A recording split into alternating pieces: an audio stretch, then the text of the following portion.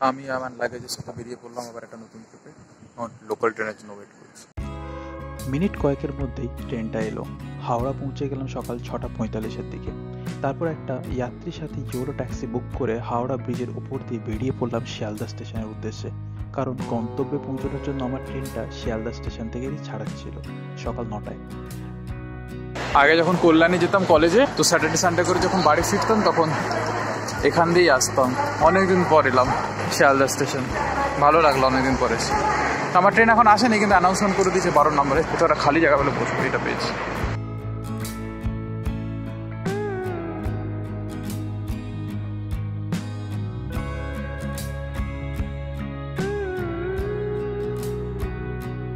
ট্রেনে উঠেই সাইড লোয়ারে বসার মজা উপভোগ করতে করতে পুরোটা দিন পার করে দেওয়ার চেষ্টা করব বলে ঠিক করা আমি এক ভ্রমণপ্রেমী।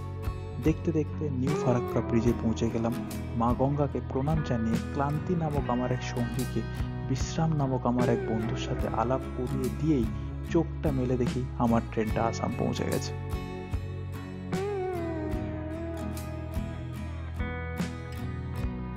ট্রেনটা যেমনই অন টাইম শিয়ালদাকে বিদায় জানিয়ে এসেছিল, তেমনই লেট করলো গুয়াহাটির কাছে পৌঁছতে। কামাখ্যা জংশন থেকে গুয়াহাটি জংশন যে এতটা দূর যাত্রাপথ তা প্রথমবার উপলব্ধি করলাম। তারপর আর কি, ফাইনালি গুয়াহাটি। গুড মর্নিং, আমি এখন গুয়াহাটিতে এসেছি, ফুল টায়ার্ড। হোটেলে চেক ইন করেছি, হোটেল ল্যান্ডমার্ক। তাড়াতাড়ির মধ্যে ঢুকেছি তো একদম ফ্রেশ হয়নি, আবার ট্রেন 4 ঘন্টার মতো লেট ছিল। তো জাস্ট দেখাচ্ছে আমার হোটেলটা এদিক দিয়ে এসে। আর সামনে একটা প্লে গ্রাউন্ড আছে, তো এখানে বাচ্চারা সব খেলছে, খুব ভালো প্লে গ্রাউন্ড। এখান থেকে ভিউটা খুব সুন্দর আছে। এটা আমার রুম, আমি এসে সমস্ত জিনিসকে এলোমেলো করে দিয়েছি। দুটো টাওয়াল নিয়ে এসেছি, এটা আমার বেড। এটা রাতের পড়েছিলাম, তো এখন রেখেছি, পরিষ্কার করব।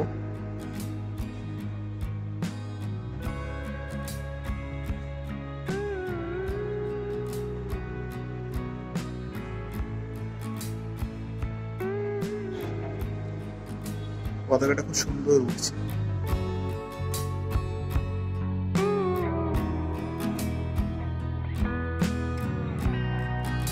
দুপুরের মধ্যাহ্ন ভোজনের জন্য ঠিক করলাম একটা খাবারের রেস্তোরাঁ।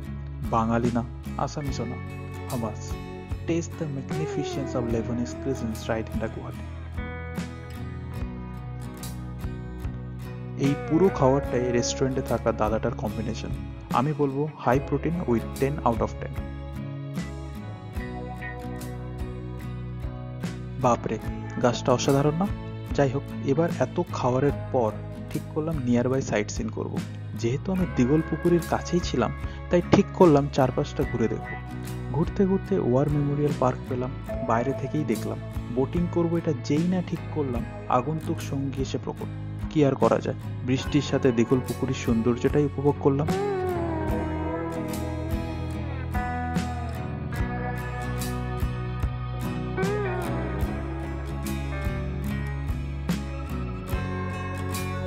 দিগল পুকুরি থেকে নেহেরু উদ্যান, ওখান থেকে পানবাজারের সাইড হয়ে সোজা চলে এলাম ব্রহ্মপুত্র রিভার হেরিটেজ সেন্টারে। এখানে আকর্ষণীয় দেখার মতো ছিল ব্রিটিশ এরার বাংলোর সাথে অসাধারণ ব্রহ্মপুত্র, রিভার সাইড ভিউ, অসাধারণ গার্ডেন এক্সপিরিয়েন্স, দাবা খেলা, সাপসিঁড়ি খেলার সাথে আরো কত না কি গেমস, যেটা বাচ্চারা উপভোগ করছিল।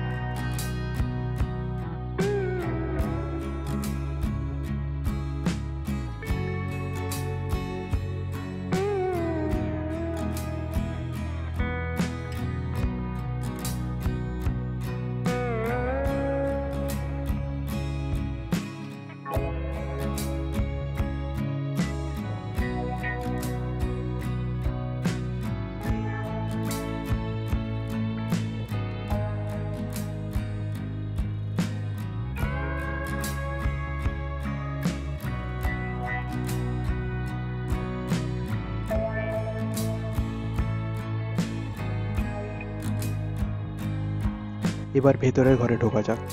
The glimpses of the Heritage Center, the riverside garden, the art lobby, the central hall, the viewing room, river lounge, the meeting এরিয়ার সাথে আরো কত না কি সব রাখা, এবং সেকেন্ড ফ্লোরে আছে instrument lobby.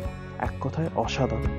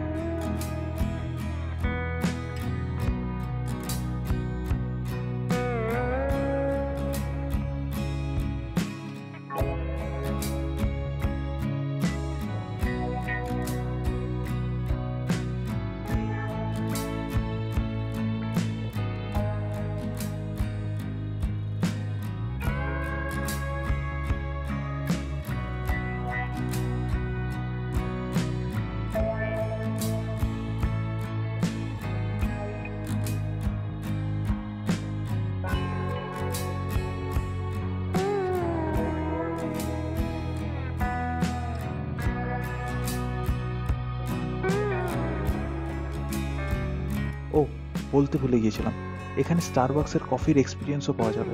By the way paid, free নয়।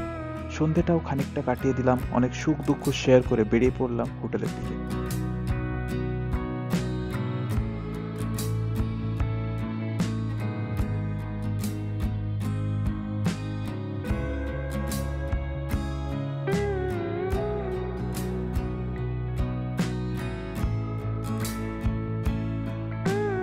পানবাজারের থেকে বেরিয়ে দিগুল পুকুরের দিকে আসতেই একটা স্ট্রিট ফুডের এরিয়া দেখলাম।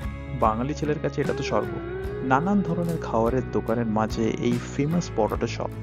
দুটো আকর্ষণীয়তা আছে, এক দ্য ফেমাস আসামিস ইউটিউবার, আর অ্যানাদার ওয়ান অন্যরকম খাবার। তারপর মকটেলে ভার্জিন মজিতো। ওখান থেকে সোজা চলে গেলাম পূর্বশ্রীতে, একটা গভর্নমেন্ট মার্কেট প্লেস। এখানে আসামের সমস্ত কিছুই পাওয়া যায়। রাতে বিনায়ক, তারপর সোজা হোটেল।